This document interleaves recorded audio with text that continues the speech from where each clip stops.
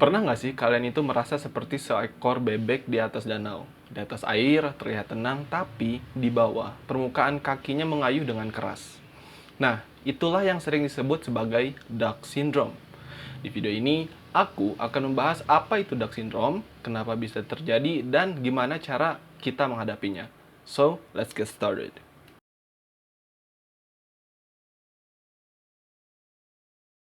Jadi, duck syndrome ini sebenarnya adalah istilah yang digunakan untuk menggambarkan kondisi di mana seseorang terlihat tenang dan terkendali dari luar, tapi sebenarnya sedang berjuang keras di dalam. Istilah ini sering digunakan untuk menggambarkan mahasiswa atau orang-orang yang terlihat sukses dan bahagia di luar, padahal mereka sedang stres dan cemas. Duck syndrome ini pertama kali dikenal di kalangan mahasiswa Stanford University. Mereka yang mengalami Duck syndrome sering merasa tertekan untuk terlihat sempurna, tanpa menunjukkan perjuangan dan stres yang mereka rasakan. Fenomena ini tidak hanya terjadi di kampus, tapi juga di berbagai aspek kehidupan, baik itu di tempat kerja, dalam hubungan pribadi, atau bahkan dalam keluarga.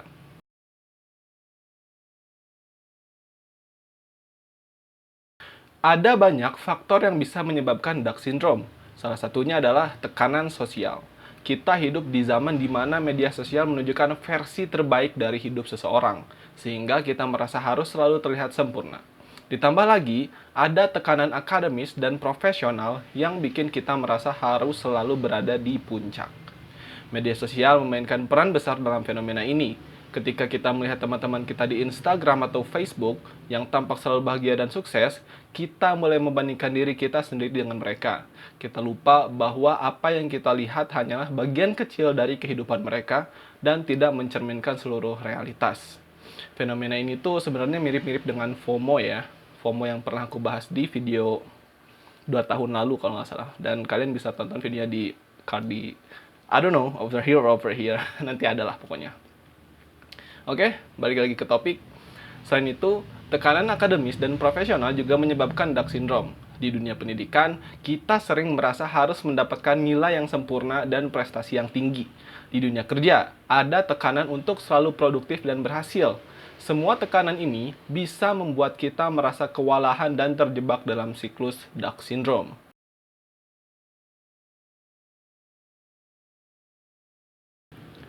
Duck syndrome bisa berdampak buruk bagi kesehatan mental kita. Stres yang terus-menerus bisa menyebabkan kecemasan, depresi, dan bahkan burnout. Kita juga bisa merasa kesepian karena merasa tidak ada yang mengerti apa yang kita alami. Kesehatan fisik kita juga bisa terpengaruh.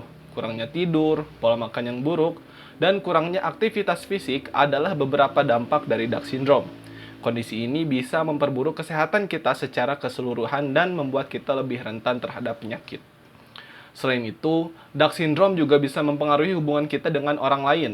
Ketika kita merasa harus menyembunyikan perasaan kita yang sebenarnya, kita bisa merasa terisolasi dan kesepian. Hal ini bisa merusak kita dengan teman, keluarga, atau bahkan teman kerja.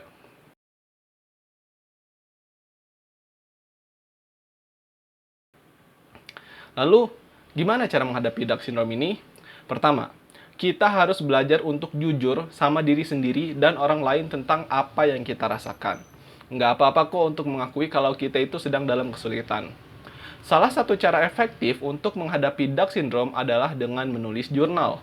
Dengan menulis perasaan dan pikiran kita, kita bisa lebih memahami diri sendiri dan mengidentifikasi apa yang menyebabkan stres. Jurnal juga bisa menjadi tempat yang aman untuk mengekspresikan diri tanpa takut dihakimi. Jadi menulis jurnal atau semacam diary ini tuh sebagai salah satu cara untuk menghadapi Duck syndrome atau cara kita mengatasinya seperti itu.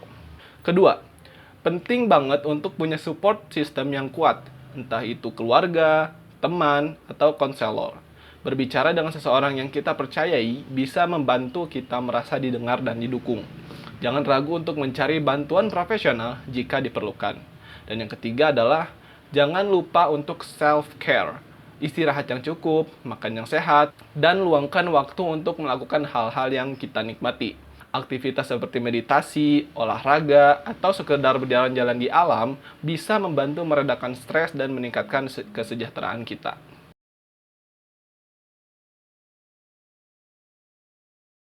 So, Itulah sedikit penjelasan tentang Down syndrome. Ingat, kita semua punya perjuangan masing-masing dan nggak apa-apa untuk merasa kesulitan. Yang penting adalah bagaimana cara kita menghadapinya dan tetap menjaga kesehatan mental kita.